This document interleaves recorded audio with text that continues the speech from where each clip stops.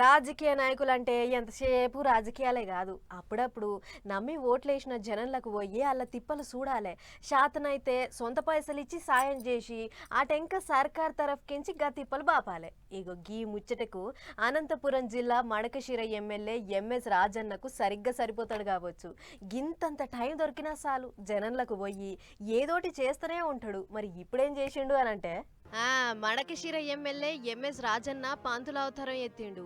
అగల అనే ఊరికి పోయిన ఎమ్మెల్యే సారు సీదా సర్కార్ బడికి పోయిండు. ఇక సార్ను చూడంగానే పొలగాండ్లకు ఏమనిపించిందో ఏమో, వెంటనే లేచి గుడ్ ఆఫ్టర్నూన్ సార్ అని చెప్పి నమస్తే పెట్టిర్రు. సార్ కూడా గుడ్ ఆఫ్టర్నూన్ చెప్పి సీదా పొలగాండ్లను కొన్ని ప్రశ్నలు అడిగిండు.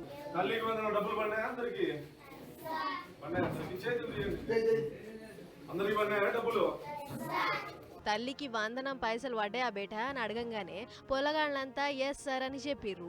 అదిన ఎమ్మెల్యే ఓకే గుడ్ అని చెప్పి రానోళ్ళు ఎవరన్నా ఉంటే నాకు చెప్పుర్రి అని పూసగుచ్చిండు. అటెంక ఓ తమ్ముని బుక్ తీసుకొని గిదేంది చదువు రాసిన్నా అని అడిగిండు.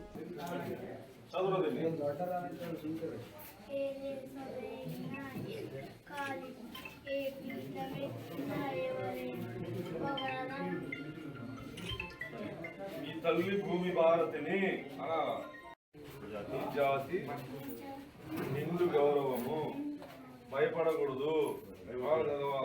ఇట్లా కాసేపు పంతుల అవతారం ఎత్తి మంచిగా చదువుకోవాలి రషిన్నా అని చెప్పిండు. అంతకంటే మొదలు క్యాంప్ ఆఫీస్ లో రెవెన్యూ ఇంకా హౌసింగ్ అధికారులను పిలుచుకొని మాట ముచ్చట పెట్టిండు. జనాలకు ఇంకా జర్నలిస్టులకు ఇండ్ల పట్టాలు ఇచ్చే ముచ్చట ఎందాకొచ్చింది, శ్మశాన వాటికల కథ ఏందో చూడమని ఆర్డర్ వేసిండు. సుపరిపాలన తొలి అడుగు కార్యం నడుస్తుంది కాబట్టి సర్కార్ పనితనంకు ఎవ్వళ్ళు మచ్చ తేకుండా పనిచేయాలి, లేకుంటే ఎంత టోళ్లనైనా ఈడ్చిపెట్టే ముచ్చటే లేదని హెచ్చరిక చేసిండు.